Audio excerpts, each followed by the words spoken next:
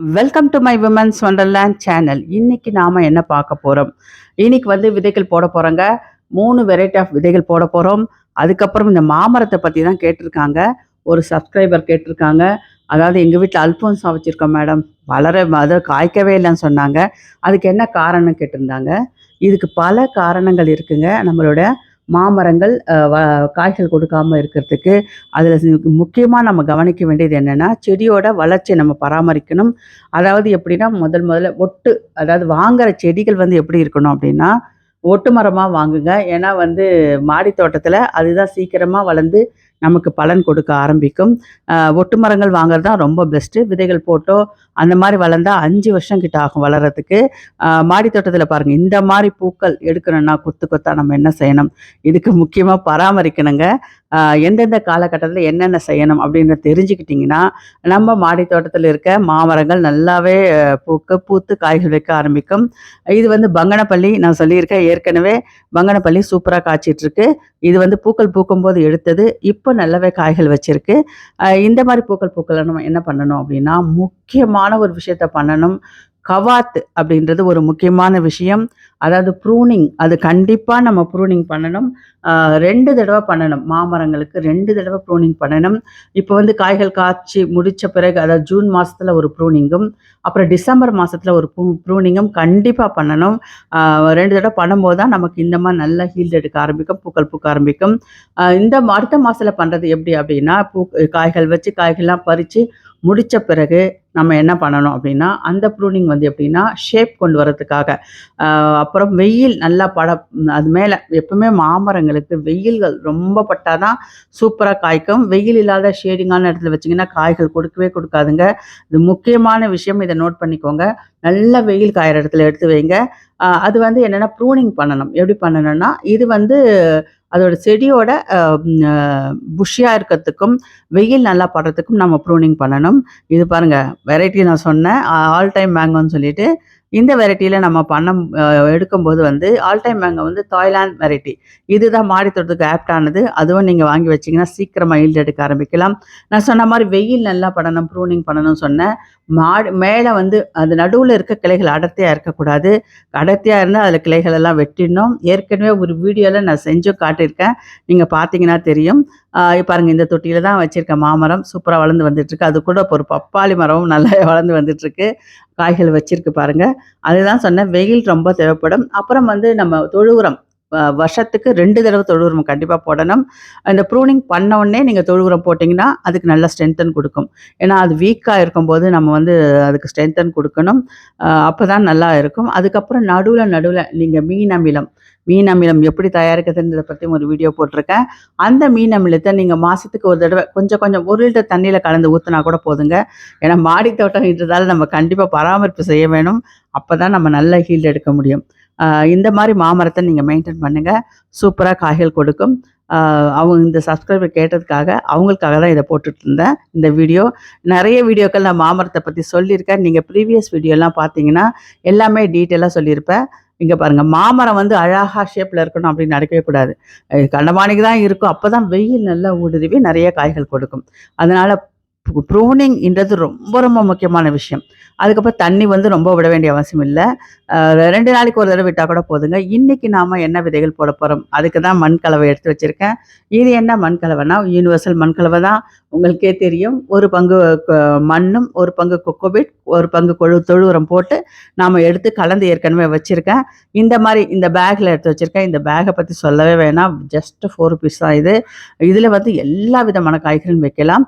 இப்போ நான் இந்த பேக்கில் தான் நிறைய வைக்கிறதுங்க. ஏன்னா தூக்கி வைக்கிறதுக்கு எல்லாத்துக்குமே ஈஸியாக இருக்குது. இதில் நம்ம என்ன போட போகிறோம் அப்படின்னா, பீன்ஸ் தான். நான் இந்த விதைகள் போட போகிறேன். 3 விதைகள் பீன்ஸ் போட போகிறேன். போன தடவை ஆடிப்பட்டத்துக்கு நம்ம போட்டது பீன்ஸ் நல்லாவே வந்திருந்தது. ஆனால் என்ன ஒரு தப்பு பண்ணிட்டேன்னா, ஒரே தொட்டியில் ஒரு 5, 6 விதைகளை ஒன்றா போட்டதால் நல்லாவே வளர்ந்து வந்தது. அதை தனித்தனியாக எடுத்து வைக்காமல் விட்டதால் சரியாக வளர்ச்சி இல்லாமல் அப்படி போயிடுச்சு. இந்த வாட்டி அந்த தப்பை பண்ணக்கூடாதுன்னு சொல்லிட்டு தனித்தனியாக க்ரோ பேக்கில் இந்த பேக்கில் வச்சு விடலான்னு சொல்லிட்டு தனித்தனியாக ஒன்று தான் போட போகிற விதைகள். அப்போ தான் நல்லா வளரும். இது வளருமா வளராதா, அந்த பீன்ஸ்லாம் நம்ம மாடி தோட்டத்தில் வளருமா நினச்சிட்டு இருந்தேன். நல்லாவே வந்திருக்குங்க.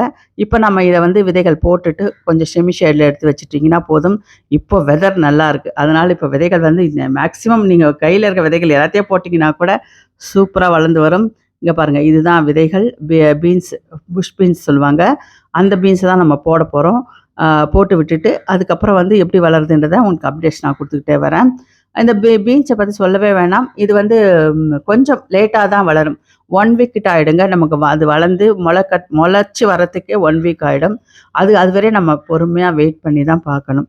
இங்க பாருங்க இந்த மாரி ஓட்ட போட்டுட்டு, அதில ஒரு ஒரு விதைகளா போட்டு விட்டுடலாம். கண்டிப்பா நல்லா வளரும். ஏன்னா போன தடவ நம்ம ட்ரையல் பார்த்ததுல சூப்பரா வந்திருந்தது. அதனால தான் இன்னைக்கு தனித்தனியா போடுறேன். இன்னும் கொஞ்சம் விதைகள் 3 பேக் தான் இன்னைக்கு போட்டிருக்கேன். நாளைக்கு வந்து இன்னும் கொஞ்சம் பேக்குகள போட்டு விட்டுருவேன். போட்டுட்டு செமி ஷேட்ல எடுத்து வச்சீங்கன்னா போதும். இனிமே வந்து வெயில் கொஞ்சம் கம்மியாக ஆரம்பிக்கும். இப்பவே வந்து சென்னையில கொஞ்சம் கொஞ்சம் அப்பப்போ மழை பெஞ்சுகிட்டே இருக்கு. அந்த சைடு திருவண்ணாமலை சைடுல நல்ல மழை பெய்யுதுன்னு சொல்றாங்க. இங்க சென்னையில ஓரளவுக்கு வெதர் வந்து சில்லுன்னு தான் இருக்கு. அதனால பீன்ஸ்லாம் இப்ப போட்டு விடலாம். சூப்பரா வளர்ந்து வரும். இது எப்படி வளர்ந்து வரதுன்றத பத்தி பார்க்கலாம். இது வந்து 120 நாள் கிட்ட ஆயிடுங்க. நமக்கு ரெடி ஆவறதுக்கு, அறுவடைக்கு ரெடி ஆவறதுக்கு. அடுத்ததா நம்ம என்ன போட போறோம் அப்டின்னா, இது பாருங்க. என்னன்னா இந்த மாரி விதைகள் வந்து நான் வீட்லேருந்து சேகரிச்சது தான். நம்ம மாடி தோட்டத்தில வச்சிருக்க செடி முருங்கையிலேருந்து எடுத்த விதைகள் தான். இன்னைக்கு செடி முருங்கை தான் போட போறோம். இந்த இந்த தொட்டியில தான் போட போறோம். 10க்கு 12 அந்த தொட்டியில தான் போட போறோம். அ நெறைய காய்கள் நெறைய வேணும்னா நீங்க பெரிய தொட்டியில போடலாம். எனக்கு வந்து கீரை மட்டும் தான் வேணும்ன்றதுக்காக, இந்த வாட்டி வந்து இந்த தொட்டியில போட போறேன். 10க்கு 12 இங்க பாருங்க. மாடி தோட்டத்தில நம்ம செடி முருங்கையிலேருந்து எடுத்த விதைகள் தான் எடுத்து வச்சிருக்கேன். விதைகள் எப்பவுமே நீங்க பெரிய தேடிட்டு வாங்கிட்டுலாம் இருக்க வேண்டாம். கிடைக்கிற விதைகள சூப்பரா போட்டு விடலாம். இங்க ரோட் சைடுல போனா கூட யார் வீட்லயாவது முருங்கை மரம் இருந்தா கூட அதுலேருந்து விதைகள் கூட நீங்க எடுத்து வைக்கலாம். இப்போ வந்து இதில போட போறேன். இது பர்ப்பஸ் என்னன்னா, வெறும் கீரைக்காக தான். ஸோ இதில கீரை வரும்போது சின்னதா கொஞ்சமா வளர்ந்தா கூட போதும். கீரைய வந்து நம்ம எடுத்துக்கலாம். நீங்க காய்கள் நெறைய வேணும் அப்டின்னா, பெரிய தொட்டியில ஏற்கனவே நான் 2 தொட்டியில வச்சிருக்கேன். அதில வந்து காய்கள் எடுக்க ஆரம்பிக்கலாம். இது வந்து கீரைக்காக தான். வெறும் கீரை பர்ப்பஸ் தான். ஸோ இந்த மாரி தொட்டியில போட்டீங்கன்னா, நமக்கு தேவையான அளவு கீரை கெடைச்சிரும். இது நல்லா வளர்ந்து வரணும். இப்ப நல்லா இந்த வெதர் வந்து நல்லா இருக்கிறதால இப்ப போட்டு விட்டாச்சு. இங்க பாருங்க, நான் வந்து இந்த மரத்துல இருந்து தான் அந்த வந்து விதைகள் எடுத்து வச்சேன். ஒரு நல்லா காஞ்ச பிறகு இது பாருங்க. இது செடி முருங்கை தான். இது பெரிய தொட்டியில வச்சிருக்கேன். இதுல வந்து காய்கள் நெறைய எடுத்திருக்கேன். இப்ப பாருங்க திருப்பியும் நல்லா கட் பண்ணி விட்டதால கொஞ்சம் கம்பளி பூச்சி நெறைய வந்துடுச்சு. அதனால கட் பண்ணி விட்டதால இப்ப நல்லா வளர்ந்து வந்துட்டுருக்கு. இதில தான் நம்ம வந்து செடி முருங்கை இப்ப விதைகள் போட்டிருக்கோம். இந்த மாரி தொட்டியில போட்டா கூட போதுங்க. நம்ம வீட்டுக்கு தேவையான கீரைகள் கண்டிப்பா கிடைச்சிடும். அடுத்ததா நம்ம என்ன விதைகள் போடலாம் அப்படின்னு யோசிச்சுட்டு இருக்கும்போது, ஆ கும்ப சொரக்காய் அதுதான் போட போறேங்க. அந்த சொரக்காய் வந்து எப்படி இருக்கும்னா, அது ஒரு பாட் ஷேப்ல தான் இருக்கும். அந்த விதைகள தான் நம்ம அடுத்ததா போட போறோம். இங்க பாருங்க இதுதான் கும்ப சொரை. இது வந்து இதுவும் இந்த சீசன்ல மே மாசத்துல போட வேண்டிய விதை. இதுவும் மஞ்ச பூசணியும் போட வேண்டிய விதைகள். ஸோ நம்ம எடுத்துன்னு போய் தொட்டி மண் ரெடி பண்ணி ஏற்கனவே வச்சிருக்கேன். ஒரு டப்ல பெரிய டப்ல தான் நம்ம போட போறோம். இந்த மாரி கொடி வகைகள்லாம் நீங்க இந்த மாரி டப்ப சூஸ் பண்ணி போட்டீங்கன்னா, தாராளமா அது வேர்கள் நல்லா இறங்கி, வேர்களுக்கு நெறைய இடம் கிடைக்கும். சின்ன தொட்டியில போடாம இந்த மாரி பெரிய பெரிய டப்ல. இது வந்து இந்த டப்போட விலை ஏற்கனவே சொல்லியிருக்கேன். ரூ. 120. அது 2 வருஷம் முன்னாடி வாங்குனது இந்த டப்புக்கு ரூ. 100 தான். ஆனா இப்ப வந்து கொஞ்சம் விலை ஏறி போச்சு. ரூ. 120. ரோட் சைட்ல நமக்கு நெறைய கிடைக்குது. நீங்க வாங்கிக்கலாம். நல்ல ஸ்ட்ராங்கா இருக்கும். எந்தவித பாதிப்பும் கிடையாதுங்க. நல்லா ஸ்ட்ராங்காவே இருக்கு. ஷைனிங் இருக்காது. ஆனா நல்லா ஸ்ட்ராங்கா இருக்கும். இந்த மாரி டப்ப வாங்கி கொடி வகைகளுக்கெல்லாம் போட்டு விட்டீங்கன்னா, ரொம்ப சூப்பரா வளரும். இது என் சொந்த அனுபவம். நீங்க சின்ன தொட்டியில போடுறத விட இந்த மாரி டப்ல போட்டு விடுங்க. இன்னைக்கு வந்து கும்ப சொரக்கா தான் நம்ம போட போறோம். வாங்க.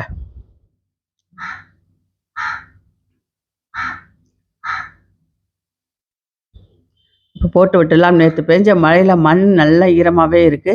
அதனால அப்படியே வந்து நம்ம சின்ன சின்னதா கையாலேயே கொஞ்சம் ஓட்ட போட்டுட்டு நம்ம போட்டு விட்டுடலாம். கும்ப சொரக்காய் இது ரொம்ப நல்லா காய்க்கும். நெறைய காய்கள் கொடுக்கும். பார்க்கறதுக்கு சைஸ் வந்து குட்டியா தான் இருக்கும். ஆனா வந்து டேஸ்ட் ரொம்ப நல்லாருக்கும். இது ஏற்கனவே நான் போட்டது. ஆனா வந்து விதைகள் வந்து ஒரே ஒரு 2 விதை தான் போட்டதுல வளர்ந்தது. கொஞ்சம் காய் தான் குடுத்தது. இந்த வாட்டி நம்ம நெறைய விதைகள் போடலாம். ஒரு 7, 8 விதைகள் போட்டீங்கன்னா, நமக்கு நல்ல காய்கள் கொடுக்கும். 4 பேர் இருக்க ஃபேமிலிக்கு எப்பவுமே கொடி வகைகள வந்து நீங்க வந்து குறைஞ்சது 5 விதைகளாவது போடணும். அப்பதான் ஒரு 2 ஃபெயிலியர் ஆனா கூட 3 நல்லா வளரும். இன்னைக்கு நான் வந்து 7, 8 போட போறேன். இந்த பெரிய டப்புன்றதால 7, 8 கும்ப சொரக்காய் விதைகள் போட்டாச்சு. இப்போ இந்த சீசன்ல இத போட்டு விடலாம். அடுத்ததா நம்ம மஞ்ச பூசணி போடணும். அதுவும் சொல்றேன் பாருங்க. இந்த சீசன்ல மஞ்ச பூசணி போடலாம். நம்ம வீட்லருந்து மாடியில இருந்து எடுத்த மஞ்ச பூசணி விதைகள் தான் அது. போன வருஷம் சூப்பரா காய்ச்சுது. இந்த ஆடி பட்டத்துல போடும்போது சரியாவே வரலங்க. ஆனா பாருங்க, இது ஒண்ணு மட்டும் நல்லா வந்திருந்து அத எடுத்து வச்சிருக்கேன் விதைகள். விதைகள் வந்து சாம்பல்ல போட்டு காய வச்சு எடுத்து வச்சிருக்கேன். இப்ப மஞ்ச பூசணி சீசன். இந்த சீசன்ல மஞ்ச பூசணியும் நம்ம போட்டு விடலாம். மே மாதம் போடக்கூடிய விதைகள்ல இதுவும் ஒண்ணு. மஞ்ச பூசணி நல்லா சூப்பரா வளரும். மஞ்ச பூசணி பத்தி சொல்லவே வேணாம். உடல் ஆரோக்கியத்துக்கு ரொம்ப நல்லது. இதோட விதைகள் வந்து நமக்கு வந்து ரொம்ப ரொம்ப ஆரோக்கியத்த குடுக்கக்கூடியது. நெறைய வீடியோக்கள்ல சொல்லியிருக்கேன். இந்த விதைகள்லாம் எப்படி யூஸ் பண்ணணும்? எப்படி சாப்பிடணும்? நம்ம டெய்லியே வந்து இது வந்து வறுத்தே நமக்கு கிடைக்கும். அதாவது வெள்ள பூசணி விதைகள் வந்து இன்னும் மகத்துவம் வாய்ந்தது. மஞ்ச பூசணியும் நல்ல மகத்துவம் வாய்ந்தது தான். நெறைய கடைகள்ல வந்து சூப்பர் மார்க்கெட்ல கிடைக்கும் பாருங்க. மஞ்ச பூசணி விதைகள் கூட வெள்ள பூசணி விதைகள் எல்லாமே வறுத்து, இந்த மாரி இதில நட்ஸ் அண்ட் ஸ்பைஸ் அந்த மாரி கடைகள்லாம் கிடைக்கும். வாங்கின்னு வந்து அப்படியே டெய்லி ஒரு 4, 5 சாப்பிட்டீங்கன்னா, பெண்களுக்கு ரொம்ப ரொம்ப நல்லது. இந்த மெனோபாஸ் ஸ்டேஜ்ல இருக்கவங்களுக்கு, அந்த உதிரப்போக்கு வந்து நெறைய வரும்போது, இந்த மஞ்ச பூசணி நம்ம அடிக்கடி விதைகள சாப்பிடும்போதும், நமக்கு அது கட்டுக்குள் வரும். அதனால மஞ்ச பூசணியில மகத்துவம் எக்கச்சக்கமா இருக்கு. ஏற்கனவே பல வீடியோக்கள்ல சொல்லியிருக்கேன். அதனால இந்த வீடியோல நான் விரிவா சொல்லல. இப்ப நம்ம வந்து இது விதைகள் போட்டுட்டோம். இது வந்து கொஞ்சம் மண் ஹார்டா இருக்குன்றதால கை வச்சு விரல் வச்சு அமுக்க முடியல. அதனால சுத்தி மஞ்ச பூசணி விதைகள் கூட ஒரு 7, 8 போட்டு விட்டாச்சு. அ இது வந்து இப்போ சீசன்ல வந்து நல்லா வளரும். வெயிலா இருந்தா கூட நல்லா வளருங்க. ஏன்னா இப்ப நல்லா மழை பெஞ்சிட்டுருக்கு. அப்பப்போ கொஞ்சம் கொஞ்சம் மழை பெய்யுது. நல்ல மழை சொல்ல முடியாது. ஓரளவுக்கு மழை பெய்யுது. அது வந்து நமக்கு வந்து நல்லா இதோட வளர்ச்சிக்கு ரொம்ப உதவியா இருக்கும். இப்போ மஞ்ச பூசணி விதைகளும் போட்டாச்சு. மீதி கொஞ்சம் எடுத்து வச்சிருக்கேன். இன்னொரு டப்ல வந்து மீதி கொஞ்சம் போட்டு விடலாம். அது அப்புறமா ஒரு 1 வீக் கழிச்சு மறுபடியும் போடுவேன். எப்பவுமே நம்ம வந்து கீப் ஆன் ட்ரை தான். விதைகள் போடும்போது போட்டுக்கிட்டே இருக்கணும். அ அடிக்கடி ஏதாவது ஒரு விதைகள் போட்டுக்கிட்டே இருந்தீங்கன்னா, அதனோட பலன் வந்து நமக்கு நல்லாவே கிடைக்கும். ஸ்டாப் பண்ணிடக்கூடாது அப்பப்போ. விதைகள் வந்து போடணும். டெய்லியே கூட சில விதைகள் நீங்க போட்டுக்கிட்டே வரலாம். ஒவ்வொன்னா போட்டுட்டே வந்தீங்கன்னா, நமக்கு தொடர்ந்து காய்கறிகள் கிடைக்கிறதுக்கு இதுவும் உதவி பண்ணும். இதுலயே நான் அந்த கொம்ப சுரக்கா ஒரு 4, 5 போட்டிருக்கேன். ஹேங்கிங் பாட்லயும். இதையும் வந்து அப்படியே மேல ஏத்தி விடலாம் ஒரு ஐடியா. எப்பவுமே எனக்கு ஹேங்கிங் பாட்ல வைக்கிறது தான் ரொம்ப பிடிக்கும். ஸோ இதில போட்டிருக்கேன். எப்படி வருதுன்றத பார்க்கலாம். அடுத்தா இன்னைக்கு அப்டேட்ஸ் என்னன்னா, நம்மளுடைய இது பாருங்க. என்ன கீரை பசலைக்கீரை வச்சு நட்ட பிறகு நல்லாவும் மொறச்சிட்டு சூப்பரா வந்துகிட்டுருக்கு. இது வந்து ஓரளவுக்கு 1 அடி, 1 1/2 அடி வரும்போது நம்ம கட் பண்ணி பொரியல் பண்ணா சூப்பரா இருக்கும். வேரோட அப்படியே எடுத்து பொரியல் பண்ணலாம். வெறும் கீரைகள் மட்டும் இல்ல. இன்னைக்கு பாருங்க சுண்டக்கா ரொம்ப சூப்பரா வந்துட்டுருக்கு. அந்த 10க்கு 12 தொட்டில் தான் வச்சிருக்கேன். வெண்டைக்காவும் இது வந்து யானை தந்த வெண்டைக்காய். இன்னும் பூக்கள் எடுக்க ஆரம்பிக்கல. இன்னும் ஒரு 2, 3 நாள்ல பூக்கள் எடுக்கும்னு நெனைக்கிறேன். யானை தந்த வெண்டையும் நல்லா வந்துகிட்டுருக்கு. சூப்பரா பாருங்க எப்படி பசுமையா இருக்கு. இந்த வெயில் காலத்துல யானை தந்த வெண்டை சூப்பரா வந்திருக்கு. கத்திரிக்காய் எப்பவுமே இந்த சீசன்ல ரொம்ப நல்லாவா வரும். இங்க பாருங்க. அது வந்து கண்ணாடி கத்திரிக்காய் அப்படின்னு. இது வந்து புதுசா நம்ம போட்டிருக்கோம் கண்ணாடி கத்திரிக்கான்னு. அது வளர்ந்து வரும்போது தான் தெரியும் எந்த அளவுக்கு இருக்குன்னு சொல்லிட்டு. அவுரியும் சூப்பரா வந்துட்டுருக்கு. டைக்காக தான் நான் போட்டிருக்கேன். இண்டிகோ பிளான்ட் இதுவும் நல்லா வந்துட்டுருக்கு பாருங்க. அடுத்ததா வந்து நம்மளோட இது பாருங்க. என்னது கொடமொளகா. சுமாரா தான் வந்துட்டுருக்கு. ஆனா பூக்கள் நெறைய எடுத்திருக்கு. எப்படி வரும்னு சொல்ல முடியாது. ஏன்னா பூக்கள் வந்து ஒரு செடியே கொஞ்சம் டல்லா தான் இருக்கு. நெறைய விதைகள் போட்டா ஒண்ணே ஒண்ணு தான் பொழச்சு வந்தது. அதுவும் சரியா வளரல. இதில கண்ணாடி கத்திரிக்காய் தான் நல்லா வந்துட்டுருக்கு பாருங்க. இந்த தொட்டியில நம்ம ஏற்கனவே விதைகள்லாம் போட்டாச்சு. இங்க பாருங்க. நான் பார்த்தேன்ல பூக்கள் வந்து பெரிய பெரிய சைஸா இருக்கு பாருங்க. குடமிளகா வளர்ச்சி கம்மியா தான் இருக்கு. இது எந்த அளவுக்கு பலன் கொடுக்கும்னு சொல்ல முடியாது. அடுத்தது அவ்ரி வந்து நொதித்தல் முறையில வந்து நம்ம யூஸ் பண்ணணும் அப்படின்னு சொல்றாங்க. இது பாருங்க இதுதான் வந்து இந்த வருஷம் பூக்கள் பூத்தது. ஆனா எல்லா பூக்களும் உதிர்ந்து போயிடுச்சு. எப்பவுமே அப்படிதான் நம்ம மாடி தோட்டத்தில வந்து மாடி தோட்டம் மட்டும் இல்ல. முதல்ல வந்து மாமரங்கள் பூக்கள் வந்து நம்ம அலோ பண்ணக்கூடாது. அலோ பண்றோமோ இல்ல அது தானா விழுந்துரும். இந்த மாரி சைட் கிளைகள் இருந்தா கண்டிப்பா வெட்டி விடணுங்க. இதில வந்து பூக்கள் எடுத்ததுன்னு சொல்லிட்டு நான் வந்து கவாத் பண்ணாம விட்டுட்டேன். ஆனா கண்டிப்பா அத கட் பண்ணணும். இப்போ இந்த ஜூன் மாசத்துல கண்டிப்பா அத வந்து கவாத் பண்ணி விட்டுருவேன். இந்த மாரி ஸ்டெம் பாருங்க பெருசா வந்து அதுக்கப்புறம் கிளைகள் வந்தா தான் நல்ல ஒரு பலன் கிடைக்கும். அது ஏன் என்ன காரணம் அப்படின்னா, வெயில் வந்து நல்லா வேருக்கு படணும். இங்க பாருங்க கவாத்து நான் பண்ணியிருக்கிறதே உங்களுக்கு தெரியும். நடுவுல நல்லா கேப் விட்டு பண்ணியிருக்கேன். ஜூன் மாசத்துலயும் சில அ இதெல்லாம் தேவையில்லாத வெயில் பட அலோ பண்ணாத கிளைகள் எல்லாம் கண்டிப்பா கட் பண்ணி எடுக்கணுங்க. ஓகே, இந்த வீடியோ உங்களுக்கு பயனுள்ளதா இருக்கும்னு நினைக்கிறேன். இந்த வீடியோ உங்களுக்கு பிடிச்சிருந்தா லைக் பண்ணுங்க, ஷேர் பண்ணுங்க, சப்ஸ்கிரைப் கூட பண்ணுங்க. மறக்காம பெல் ஐகானை கிளிக் பண்ணுங்க. இந்த மாமரங்களுக்கு நான் கொடுத்த டிப்ஸை ஃபாலோ பண்ணுங்க. கண்டிப்பா நிறைய காய்கள் கொடுக்கும். தரையில வச்சா 100 காய் கொடுத்தா கண்டிப்பா ஒரு 20, 25 காய்கள் மாடி தோட்டத்துல வச்சாலும் கிடைக்குங்க. அதுக்கு தேவையான உரங்கள், பராமரிப்பு, மீன் அமிலம் இதெல்லாம் தெளிச்சிட்டு வந்தீங்கன்னா நல்லாவே வரும். ஓகே, பாய்.